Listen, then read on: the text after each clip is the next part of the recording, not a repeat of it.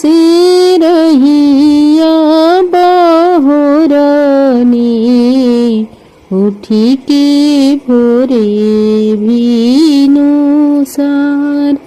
यही रहिया छठिया मैया दिहनी फूल छितिराय यही रहिया सूरजमल देहनी फूल छितिराय फूलवा से रहिया सजवनी उठी के भोरे भीनो सार हाथ जोड़ी रोकबे हम डोलिया छठी मैया से अरज हमार हाथ जोड़ी रोकब हम रथवा सूरज बाबा से अरज हमार कवन कसुर हम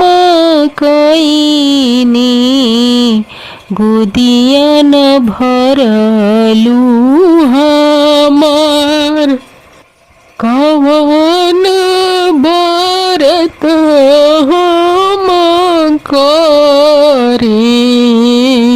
भरी जाए गोदिया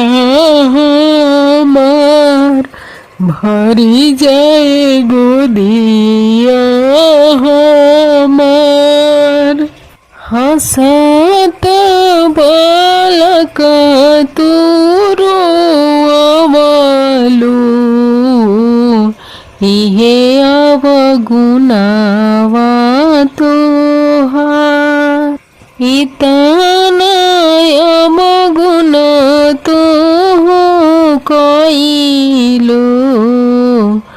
यही से न भरे गोदिया तोहार अब की आय गुण में क्षमा छठी मैया भरी दी गोदिया हमार अब की गुण सूरज बाबा क्षमा करियव गुण हमार भरी दी गोदिया हमार इतना बचन